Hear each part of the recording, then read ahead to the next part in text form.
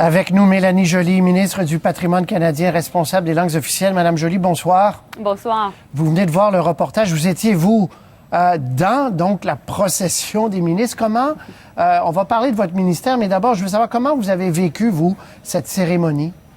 Ça a été une très belle cérémonie. En fait, beaucoup d'excitation lorsque les ministres, on s'est réunis dans l'autobus.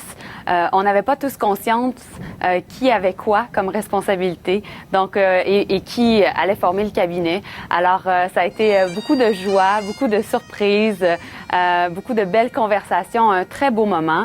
Et par la suite, en fait, de vivre cet événement-là avec nos proches, mais également avec un beau bain de foule, plusieurs personnes qui faisaient partie de l'événement. C'était vraiment touchant parce que vous savez, autant en campagne électorale, on a voulu faire en sorte, M. Trudeau et l'équipe, nous avons voulu faire en sorte de passer un message de véritable changement, d'optimisme.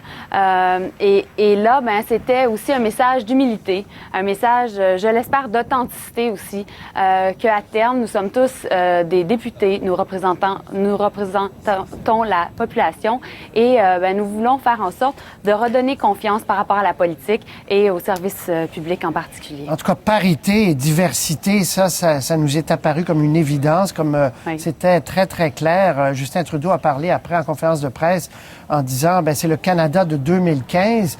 Alors, on vous a donné le patrimoine canadien. Comment vous voyez votre nouveau défi? Comment vous voyez ce ministère-là? Puis, nommez-moi la priorité que vous aurez dans les 10 prochains jours, par exemple. Mais vous savez, le ministère du patrimoine canadien et des langues officielles, après 9 ans de gouvernement conservateur, c'est le ministère des symboles. C'est le ministère, en fait, du progressiste, de présenter exactement une nouvelle vision, de retisser des liens avec la communauté, les différentes communautés, particulièrement les artisans à travers le pays, nos artistes. C'est également un ministère qui fait face à énormément de défis d'un point de vue numérique.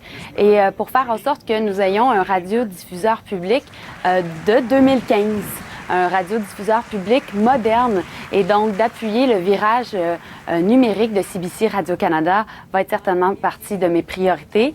En même temps, c'est un ministère qui comprend le 150e anniversaire de la Confédération, qui va avoir lieu sous peu, en fait, en 2017, en même temps que le 375e anniversaire de Montréal.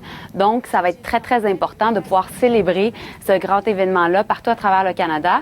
Et, mais vous savez, au Québec, la dernière fois qu'on a vécu un tel événement, ben, c'était lors de l'Expo 67. Alors, c'est vraiment un plaisir de pouvoir avoir cette responsabilité-là pour créer justement un grand symbole canadien en 2017. Vous avez parlé du radio-télédiffuseur public, donc de Radio-Canada, CBC Radio-Canada. Est-ce que les gens en place actuellement, vous souhaitez les changer? Est-ce que vous avez confiance au leadership actuel? Comment vous voyez les choses?